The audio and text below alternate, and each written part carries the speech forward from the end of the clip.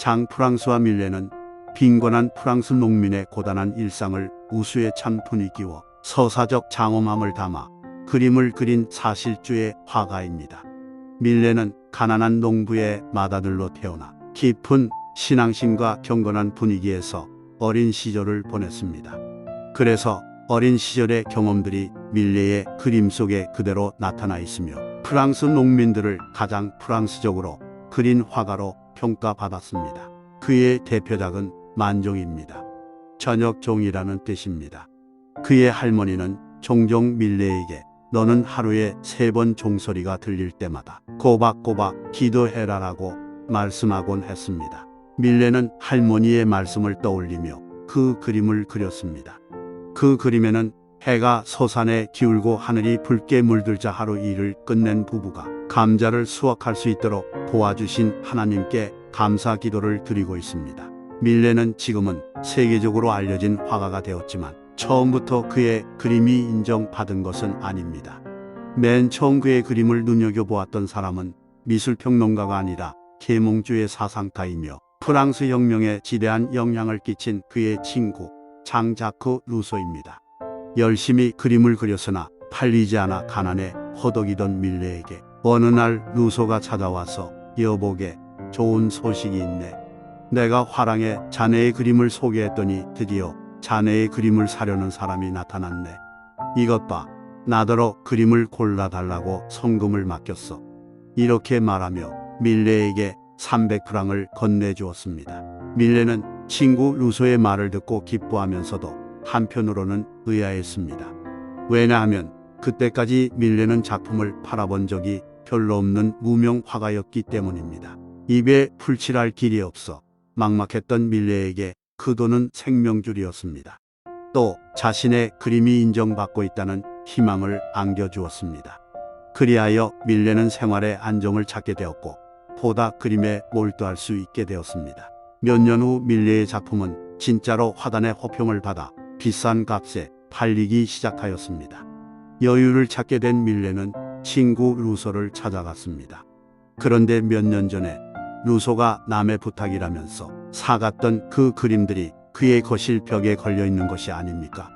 밀레는 그제야 친구 루소의 깊은 배려였음을 알고 고마운 마음에 눈물을 글썽였습니다. 사려 깊은 루소는 가난에 찌들어 있는 친구의 자존심을 지켜주기 위해 남의 이름을 빌려 친구의 그림을 사주었던 것입니다. 루소는 밀레의 좋은 친구였습니다.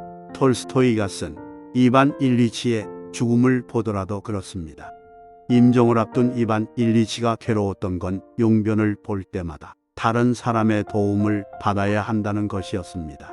하지만 불쾌하고 견디기 힘든 이 일을 도와주는 건 게라심이라는 하인이었습니다. 이반 일리치가 생각할 때 그의 처지를 이해하고 진심으로 그를 가엾게 여기는 사람은 게라심 한 명뿐이었습니다. 그가 잠자러 갈 생각도 잊은 채 곁에서 지켜주는 게라심에게 미안함을 표하자 게라심은 솔직하게 이렇게 얘기했습니다. 우리는 모두 언젠가는 죽습니다. 그러니 제가 당신을 위해서 수고 좀 못하겠습니까? 이반 일리치에게는 게라심 같은 인물이 자기 곁에 있다는 것에 큰 위안을 받았습니다. 영국의 한 신문사에서 퀴즈를 냈습니다. 런던에서 맨체스터로 가장 빨리 가는 방법은 무엇인가? 두둑한 상금 욕심에 많은 사람이 응모에 나섰습니다. 물리학자, 수학자, 설계사, 회사원, 학생들이 저마다 기발한 해답을 제시했습니다. 하지만 수많은 경쟁자를 제치고 1등을 차지한 답안은 이러했다. 좋은 친구와 함께 가는 것. 사람의 인생길은 어디로 가는 길보다 훨씬 멀고 험난합니다. 비바람이 불고 천둥이 치는 날들이 숱할 것입니다. 그 길을 무사히 행복하게 가려면 꼭 필요한 한 사람이 있습니다. 흉금을 열어놓고 자기 속에 있는 생각을 말할 수 있는 친구입니다. 젊은 날의 소중한 우정은 인생을 아름답게 사는 밑거름이 됩니다. 명심보감에 금난지붕이라는 말이 나옵니다. 급하고 어려울 때 힘이 되어주는 친구라는 뜻입니다. 어떤 분이 죽기 직전에 병실에 찾아온 동생에게 너무 바쁜 사람과는 친구로 사귀지 말라고 말했다고 합니다.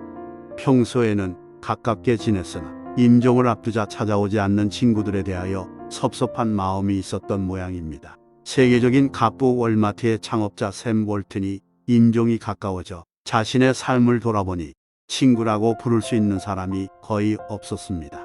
그는 자신의 생을 잘못 살았다고 하며 후회를 했습니다. 돈이 아무리 많아도 진정한 친구 하나도 없다면 인생을 잘 살았다고 말할 수 없습니다. 탈무드에도 이런 교훈이 있습니다. 이 세상에는 세 종류의 사람이 있는데 첫 번째 부류는 음식과 같아서 매일 필요하고, 두 번째 부류는 약과 같아서 가끔 필요하며, 세 번째 부류는 질병과 같아서 항상 피해 다녀야 한다. 친구의 사귐도 비슷합니다. 친구인 체하는 사람은 마치 철새와 같아서 날씨가 추워지면 곁을 떠납니다. 그러나 진짜 친구는 항상 변함없이 당신 곁에 있습니다.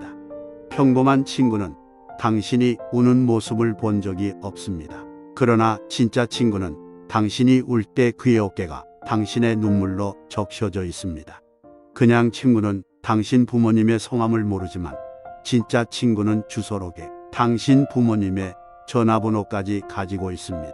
그냥 친구는 당신이 파티를 열 때 음료수 한 박스 혹은 와인 몇 병 사들고 오지만, 진짜 친구는 당신이 파티를 열 때 미리 와서 도와주고 파티가 끝나면 치우는 것까지 도와주지만, 그냥 친구는 당신이 밤늦은 시간에 전화하면 싫어하지만, 진짜 친구는 짜증은커녕 그런 전화를 왜 이제 하느냐고 나무라고 합니다. 그냥 친구는 당신의 문제들이 무엇인지 들어주지만, 진짜 친구는 당신의 문제들을 해결할 수 있도록 도와줍니다.